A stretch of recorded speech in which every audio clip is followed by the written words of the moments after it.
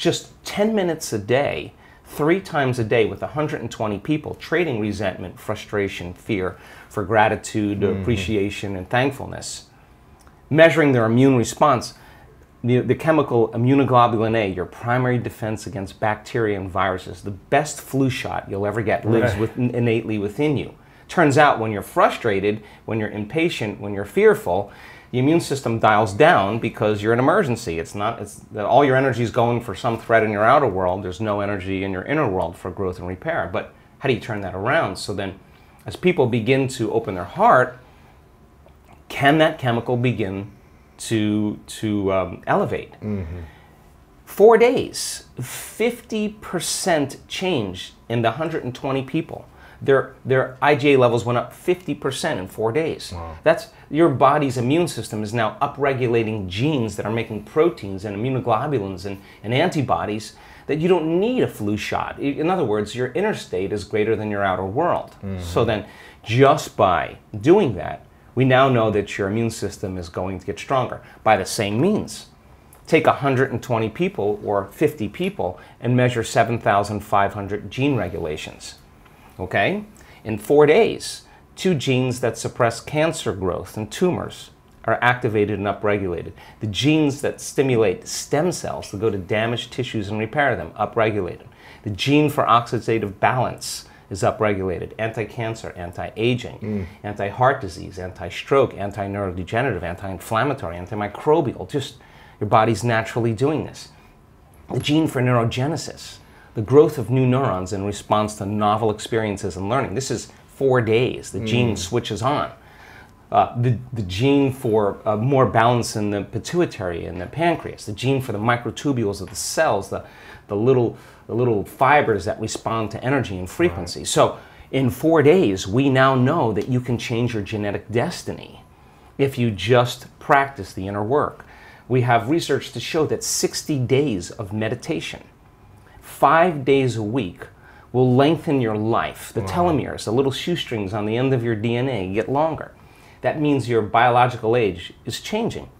So we have the evidence now to show people what's possible. We have brain scans that are so outside of normal that when neuroscientists see them, they're blown away because the amount of energy that's in the brain during this transcendental moment is hundreds of times outside of normal. Wow. I mean, you can't make your brain do that. Something is happening to you, and that person's having a transcendental moment. And we now know that we can predict it, and we now know that we can induce it. So then there's the evidence there.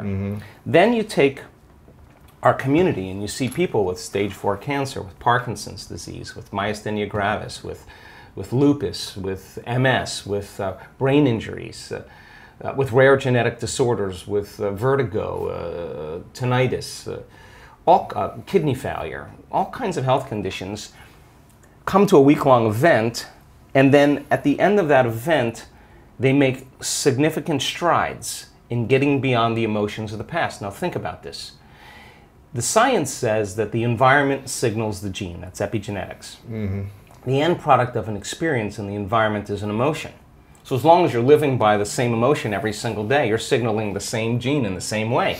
And if that gene is related to a survival emotion, a stress hormone, then you're down-regulating the gene and you're creating disease. So when the person trades that emotion and really breaks free from the chains of their past, and now they're feeling an elevated emotion, well, now they're dialing down the gene for MS, and they're upregulating the gene for health and balance. And so the person, you'll say to them, where's the disease? Well, I'm not the same person. I'm not the, and the side effect of that is a transformation and healing. So the funny thing about it is the person who has the healing is not talking about the healing. Whether it's blind people seeing, deaf people hearing, we have crazy evidence now. What they're talking about is how amazing they feel because they're refreshed, they got a new lease on life. Yeah. And so now we have evidence in our research, and that silences the critic to show that what's possible for people. And now we have evidence in testimony, that we have evidence where people will stand on the stage and say, hey, I broke my back in 3 places, I haven't been able to stand up straight. I came into this event hunched over. I couldn't lay down. And now this guy's jumping around on the stage. He's laying on his back. He's touching his toes. He's you can tell. I mean, he's having his moment. We changed somebody. Yeah. Someone with Parkinson's disease can't swallow, can't chew, can't blow her nose, can't stand up. One moment, the next thing you know, she's blowing her nose, chewing, swallowing. We changed her body, we changed her life, and we changed her future. And she doesn't look like a movie star, and she doesn't look like she's a vegetarian, and she doesn't look like she's buffed. She just looks like a normal person. Now, the person in the audience who's watching that and looking at this person and seeing that they're no different than them, it just starts to cause them to think, if someone else can do it, I can do it. So you see the person with the stage 4 cancer that got the voodoo curse that they have 3 months to live. And now they have no evidence of cancer in their body, and they're standing on the stage telling that story, and somebody in the audience is checking her out going, I have the same condition, and if she can do it, I'm going to step right in that footprint, and I'm going to do it the way she did it. And all of a sudden, you start seeing this change in the community in a week-long event, because once there's a breakthrough, right? I mean, it's like a 4-minute mile. It's in the field, you know? But it's not only in the field, you're seeing evidence in 3-dimensional reality, and evidence is the loudest voice right now. And so people don't want to see talking heads. Anybody can see it on the internet. Information is readily available. What they want to see is evidence. And so when you have evidence in the scientific realm, and then you have evidence in a community of people, and you're not doing anything that's so extreme that excludes anybody. It's inclusive, and we're using science as the contemporary language of mysticism. It is science that's going to demystify the mystical. If I talk tradition, culture, religion, any of those things, spiritual principles, people are going to shut off. You're going to divide an audience.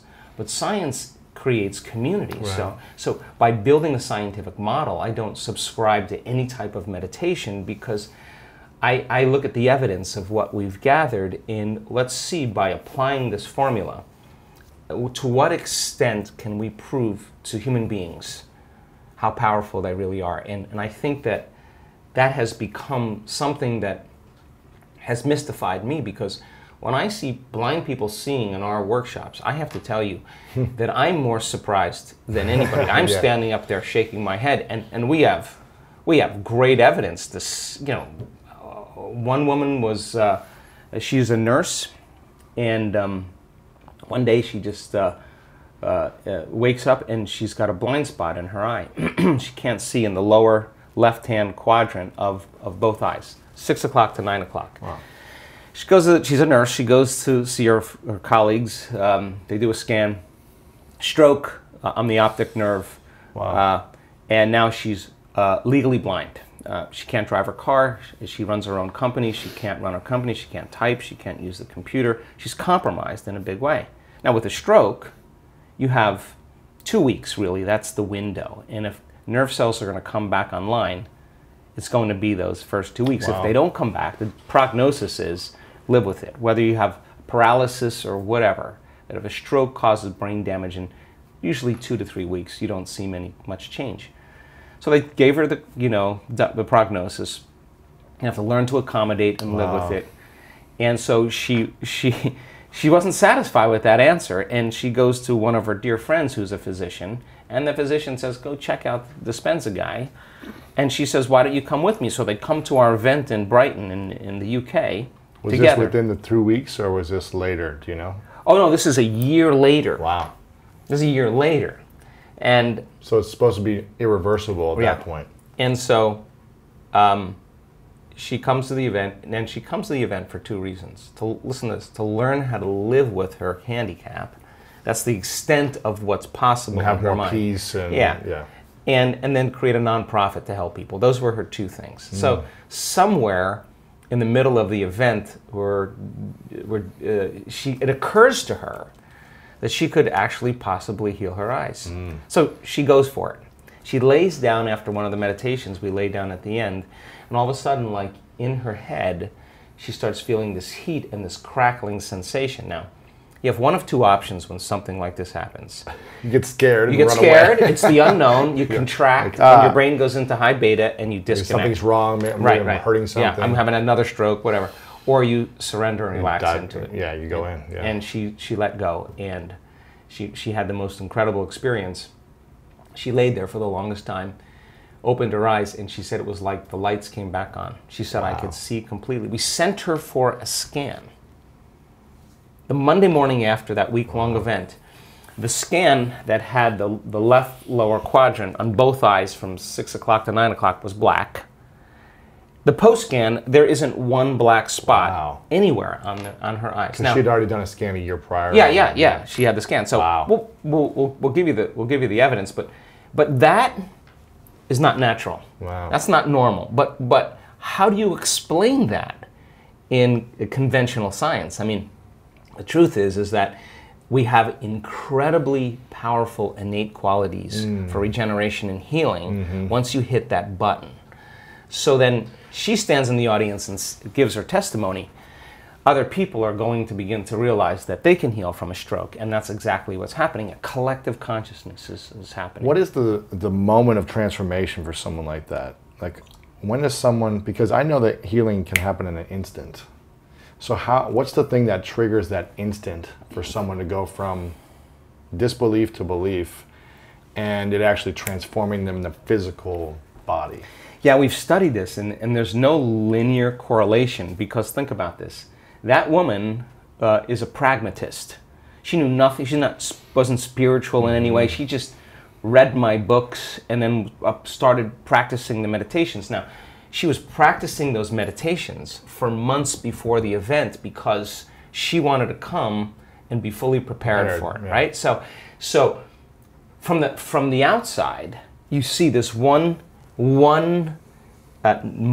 Yep. But what you don't see is the number of times she worked in overcoming herself and getting beyond whoever she is and getting into that place where she's far enough outside familiar territory, neurologically, chemically, genetically, that all of a sudden she connects to this. She connects. She starts connecting to that invisible field called the quantum field, and you can't connect as your body.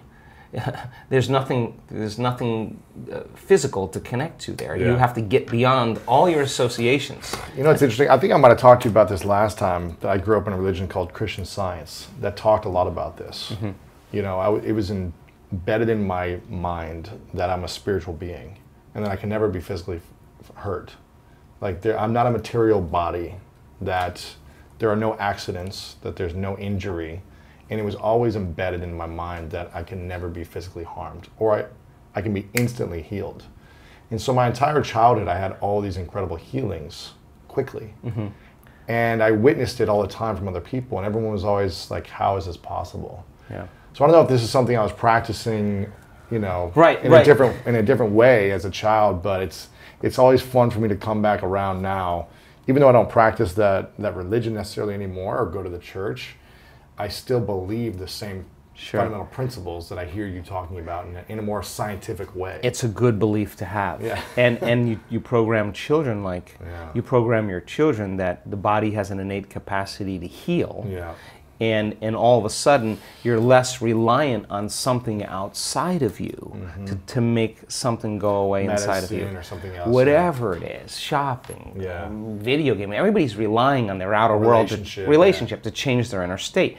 Problem is the moment you start feeling emptiness or lack, your brain is going to start to look for something outside of you to take it away. The problem to fill the hole, Right. The problem is that normally the stimulation that's created from those outer things give the body a rush, and so the receptor sites on the cells recalibrate. So you need more the next time to turn it on, right? So now it's tough. You buy the new fancy car, and it's fun for the novelty wears off, and right? then it's a week, and then it's a day, and you're like, it's never enough. And that feeling never goes away, and so the only way that feeling is actually going to go away is when you start going inward, right? And so we've seen significant changes with people, and having that belief, it should be tested.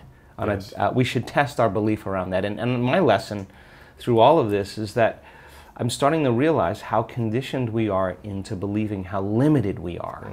And as you start peeling those layers away and you break through those beliefs, those self-limiting thoughts and emotions, on the other side of that is where the miraculous happens. So you got to be willing to be in that place of discomfort long enough to reorganize order and begin to create more coherence. And then all of a sudden, you get this recalibration that goes on in the brain and body. And then the extent of that is that the ultimate thing is you start to see feedback in your life, those synchronicities, those coincidences, those opportunities. You're scratching your head going, everything's falling into place. hey, I'm in the right place at the right time. Everything I think about just comes to me. Because your energy is synchronized. Look, I mean, when you have coherence in the brain and heart, you have a laser of energy, and it could read information much better. You're living in stress, and your brain is shifting its attention from one person to another problem, to another thing, to another place to go. Each one of those things, there's an assignment of neurological networks in the brain. So the arousal of the stress hormones drives the brain into this high frequency, and you're trying to control and predict everything in your life, and your brain circuits are firing like a lightning storm in the clouds. When your brain's incoherent, you're incoherent, and you don't have a signal. You don't have a Wi-Fi signal. You're not connected to the field. How could you connect to energy and information if your signal hasn't become orderly? So that when people synchronize their energy into coherence, they can synchronize to a possibility in the future, and the synchronicities that are feedback from the environment are just a reflection of your energy, and that's the universe saying, follow the breadcrumbs. Do it again. Follow it again. Do it again. And now all of a sudden the person's not waking up in the morning like, oh, I got to meditate now to create my future. They're kind of going like, I'm getting out of bed because I don't want the magic to end, right? They want to sustain that state so that the old reality that they've lived in begins to transform into something new, and because there's no longer a vibrational match with everyone and everything in their past, present reality. There's a vibrational match to their future, and now that future is starting to give them signals. Thank you so much for watching this video. We hope you enjoyed it. And if you want to learn how to unlock the power of your mind even more, then click the link right here to download our free PDF with Dr. Joe Dispenza for more wisdom. Make sure to subscribe to this video as well for more greatness in your life.